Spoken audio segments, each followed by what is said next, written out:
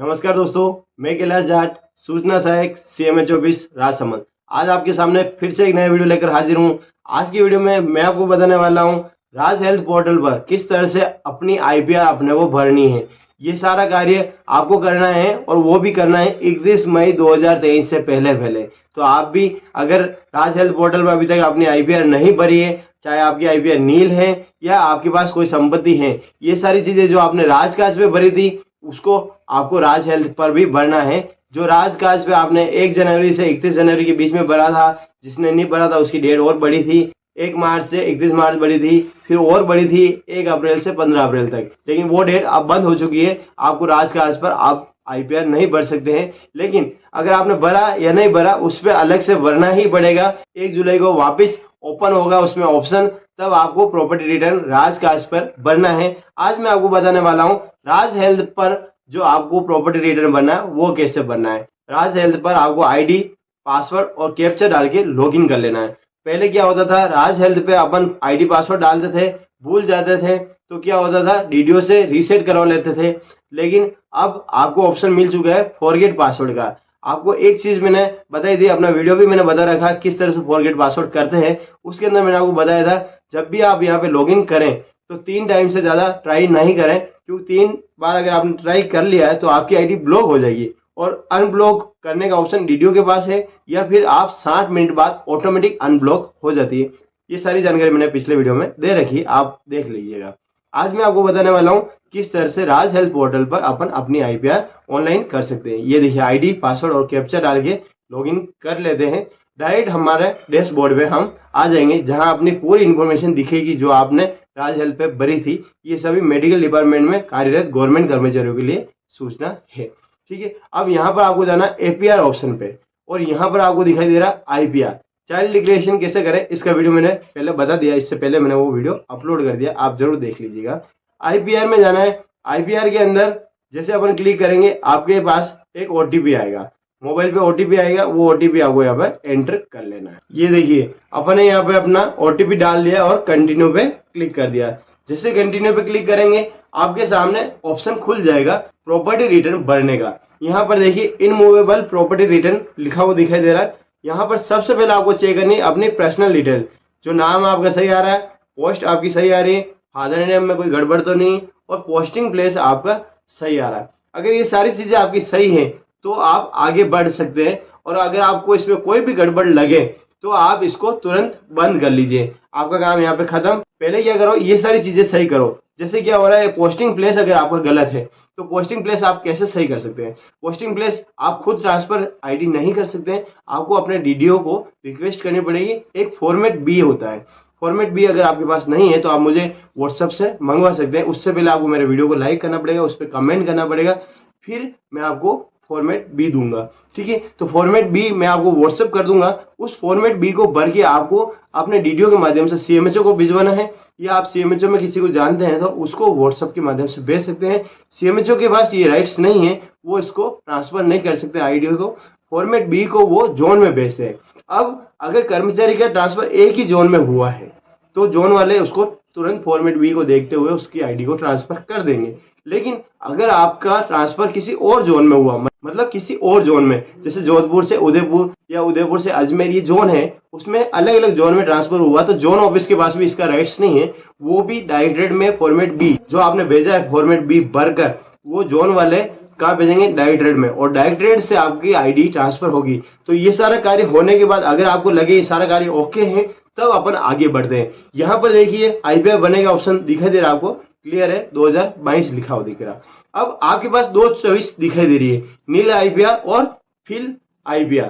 ठीक है, नील IPR का मतलब क्या, आपके पास कोई संपत्ति नहीं। संपत्ति का मतलब क्या हुआ, जो अचल संपत्ति है, जैसे आपका मकान हुआ या फिर चाहे आपका जमीन हुई, जो अचल है, जो नष्ट नहीं हो सकती है, उसे अपन अचल संपत्ति विवरण कहते हैं। वो लंबे समय तक चलती है। जमीन है हमेशा चलती रहती है, मकान है वो भी लंबे समय तक चलता है। लेकिन कार, बाइक ये अस्थायी है, ये नष्ट हो सकते हैं, इसलिए इसको इसमें नहीं डालना है, ओनली अचल संपत्ति डालनी है ना। ठीक है, तो ये आपको यहाँ पे देख लेना है। अब अगर आपके पास नील प्रॉपर्टी है तो आपको इस पे टिक कर लेना है, और आपके पास प्रॉपर्टी है तो इस पर क्लिक कर लेना है। अभी मैं आपको बता देता हूँ प्रॉपर्टी अगर है तो क्या करना है, फिल आईपीआर पे जाना है और प्रोसेस पे क्लिक कर लेना है। ये देखिए फिल आईपीआर में जाते ही सबसे पहले आ रहा है you are filing the IPR for the period of 1 January 2022 to 31 December 2022। ठीक है, मतलब पिछले साल आपके पास कितनी प्रॉपर्टी थी उसकी डिटेल आपको बनी है, मतलब उस साल में आपने कितना संपत्ति खरीदा और उससे पहले क्या संपत्ति आपके पास थी। प्रॉपर्टी डिटेल एज ऑन 1 जनवरी 2023।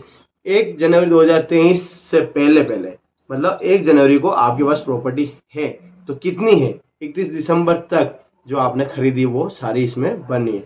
अब प्रॉपर्टी टाइप जो है वो कैसा है, आपकी जो संपत्ति उसमें क्या है, रेजिडेंशियल है, कॉमर्शियल है, एग्रीकल्चर और इंडस्ट्रियल, 4 चीजें आपके पास। इनमें से जो भी आपकी प्रॉपर्टी है उसको आपको यहाँ पे सेलेक्ट कर लेना है। जैसे मैं यहाँ पे रेजिडेंशियल क्लिक कर देता हूँ, मतलब आवासीय।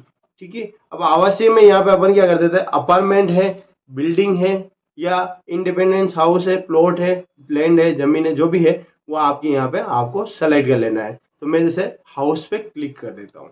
ठीक है, फिर आगे बढ़े, प्रॉपर्टी का एड्रेस क्या है, मतलब आपकी जो ये हाउस है वो कहाँ है वो अपन यहाँ पे लिख देते हैं। जैसे मेरा हाउस है तो मैंने यहाँ पे अपना एड्रेस लिख दिया।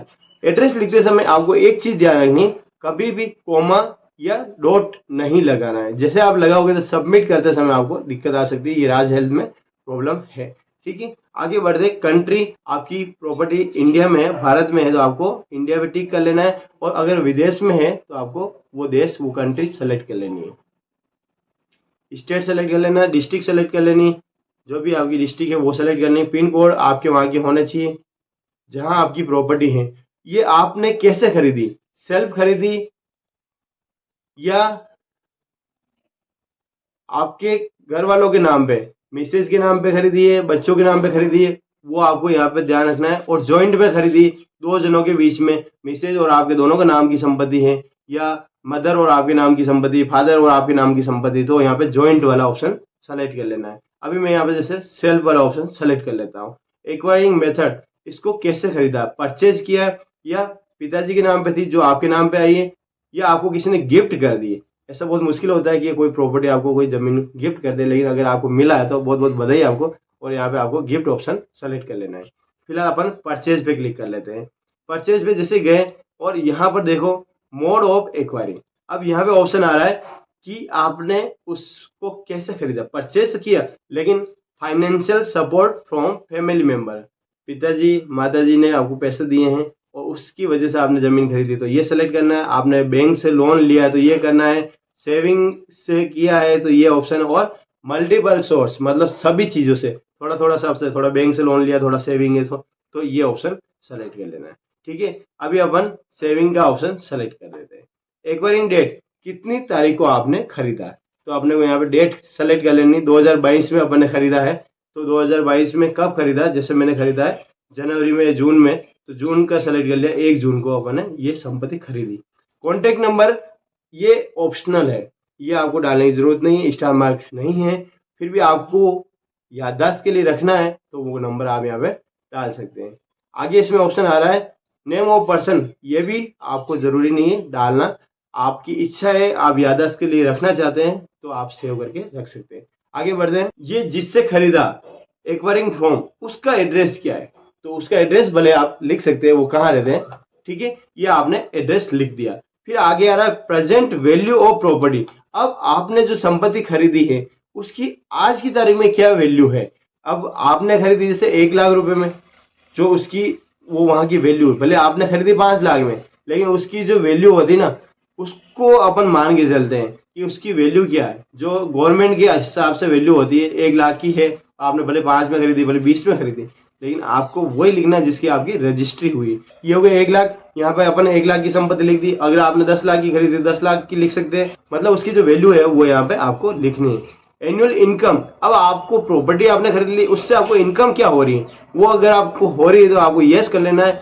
लोग ज्यादातर इसको नो ही करते हैं क्योंकि उनको पता है कि उस प्रॉपर्टी से उनको कोई इनकम नहीं हो रही है। और रिमार्क में ओके लिख देना है और सेव कर देना है। ठीक है, ये जैसे सेव करोगे आपकी प्रॉपर्टी सेव हो जाएगी।